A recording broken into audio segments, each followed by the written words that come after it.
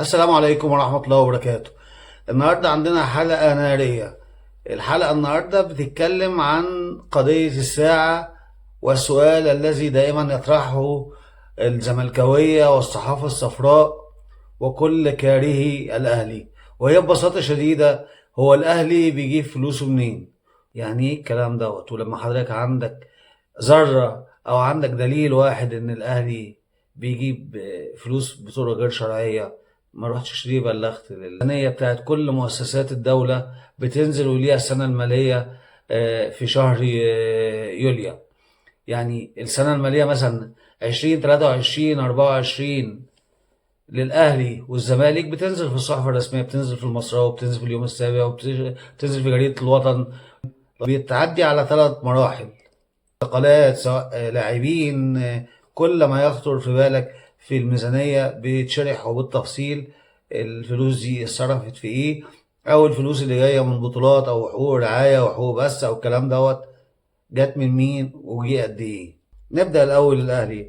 2023 2024 اجمالي الميزانية في النادي الاهلي 7 مليار 144 مليون بفائض مالي. ده الاجمالي. بفائض مالي مليار 785 مليون. صافي الربح في كرة القدم فقط 68 مليون جنيه. مصروفات الكرة مليار و107 مليون. يعني بعد المصاريف وبعد قطاع الكرة دوت وبعد اللعيبة اللي جت الكلاس A وكل دوت الأهلي كسبان 68 مليون جنيه في السنة المالية المنقضية 2023 2024. نخش على الزمالك بقى والأرقام الكارثية اللي هو يسأل: كيف لك أن تستمر بتلك الموازنة؟ الزمالك إجمالي الدخل بتاعه بوجه عام 578 مليون ونص. تمام. المصروفات مليار. موازنة حضرتك 463 مليون جنيه. ده بوجه عام بالنسبة للنادي. قطاع الكرة بقى: إيرادات 422 مليون، مصروفات 742 مليون، عجز الموازنة في الكرة بس خسائر في الكرة 376 مليون جنيه. عليكم أن ترفعوا القبعة للأهلي. الأهلي مؤسسة وطنية عظيمة. إزاي يعني مؤسسة زي الأهلي أو الزمالك السنة المالية بتتحط في الصحف القومية وعلى المواقع المصروفات إيرادات والدخل بتاعها في خلال السنة بالتفصيل، وبعدين كل واحد بكل بلاها يطلع وناس كبيرة للأسف ويقول لك: هو الأهلي جايب فلوسه منين؟ أنت عارف إن هو جايب فلوسه منين، وعارف إن الأهلي كفى ووفى. اللي بيصرف دوت وشاطر وبيعرف يظبط أموره ويظبط حاله وبيقدر يدخل هذا الدخل إن هو بيصرف وعنده فائض، ولا اللوم الخايب الفاشل اللي دخله بيصرف ضعفه وهو لا يملك هذه الفلوس؟ مشكلة الزمالك عليكم أن تعلموا، عليكم أن تتعلموا من مؤسسة عملاقة بقى عندها 4 فروع، كل فرع فيهم أكبر من فرع الزمالك في 100 عقبة، غير استاد بيتبني.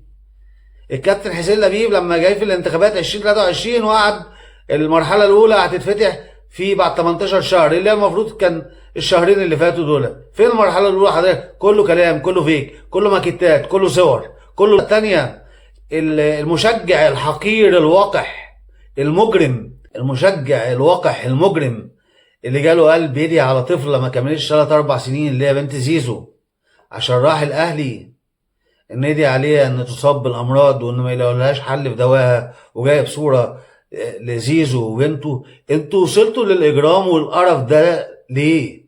انتوا وصلتوا للقلب الجاحد ده ليه؟ زيزو لوموا ادارتكم الفاشله، لوموا الاداره اللي بقالها سنين مرفوع عليكم قضايا وعندكم ملف اسود في الفيفا، لوموا سوء الاداره، لوموا الاداره اللي بتشغلها بالفهلوه، لوموا الاداره اللي قعدت تلعب زيزو وابوه لولا ان ابوه صاحي ومصحصح لما جه يعمل عقد قال لكم عايز احط شرط واحد ان ابني ما تبيعوش او ان انتوا تطلعوه اعاره في اول سنه ليه في الزمالك.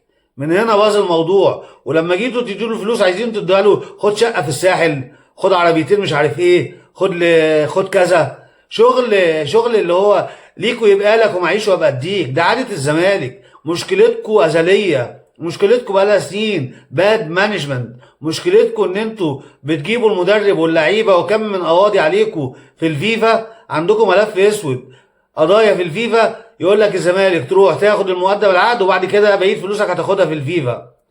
ده انتوا توقف لكم قيد لسه قريب في فضيحه مدويه، ها، على لاعب اسمه محمد فلسطيني، وجه في عهد الكابتن حسين لبيب عشان كل حاجه بيلصقوها بالمستشار مرتضى منصور. 1,700,000.